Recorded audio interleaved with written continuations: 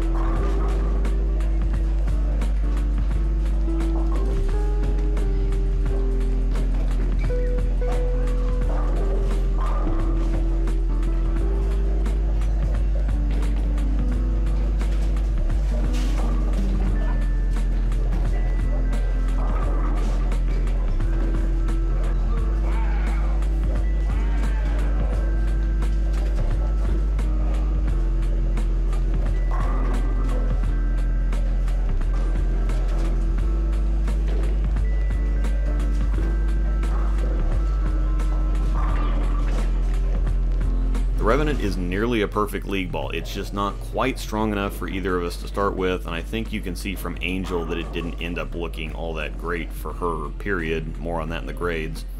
In the summer, or if the lanes are a little drier, it's perfect, and I think we actually have better conditions than most of the country. It has a lot in common with the OG High Road, it's just half a step up. R3S versus R2S for the cover formula, and a little stronger on the core for the Revenant versus the High Road. It's a nice bridge from a High Road up to something like a Zen Gold Label, Fate, TNT, etc.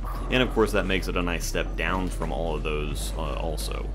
It's been a high enough use ball for me so far that I've already reset the surface a couple times to refresh it, and it's still going strong. It's a round and continuous shape that's a lot like the High Road Pearl, just stronger of course, but it's the same type of feel where it's clean but stable up front and a perfect blend of shape and control on the back end. For Angel, it unfortunately ended up being about a 5 on the new Kool-Aid meter, patent pending. The issue was that we never seemed to be able to get the surface corrected from the gloss. It just wanted to be weakish and very lazy no matter what we did. This is a little different than it just being smooth or slow response. You can see that when it does start to get traction and move, there's just no conviction. It kind of backs up into the pocket and instantly deflects when it hits the pins because there's no real traction. It's more just a product of dry lane and reactive ball that flares, almost being forced to do something. Towards the end of filming, it improved marginally, and on the bonus side, it was virtually impossible to miss the pocket with. She tried it in League a few times, and it just never woke up, so to speak. The reaction isn't all that far off a couple other balls that she likes, such as the Hustle USA, but even with that ball being smoother, it still has conviction and gains momentum once it starts hooking. For me, it's a 9, bordering on a 10. Obviously zero issues with the cover reset for me. If it was a little stronger, I'd have given it the nod. The balls that fit me best right now are the Fate, Idle Cosmos, and Zen Gold Label. One, because they all have the same cover, just with very slight adjustments and naming conventions for the different brands. And 2, because the cores are your typical strong symmetrics. The cover is one of the stronger ones, and the Revenant is a perfect step down from any of those, but again, hashtag lefty life, I can typically use one ball all night. The Revenant is going to come into play in tournaments when we go to houses with lighter conditions. Again, Royal does have a more medium amount of volume for their house shot, or when we go to higher friction lanes. Of course, also Royal's lane surface is more medium friction. Check out the description for a link to Bowler's Mart to get one of these ordered or find any of your other bowling needs. Remember to use my code Rosdahl10 for 10% off at checkout at CoolWick.com. Be sure to check out my memberships for plenty of early access and members-only content. Thanks to my outstanding members, thank you for watching, and may the strikes be with you.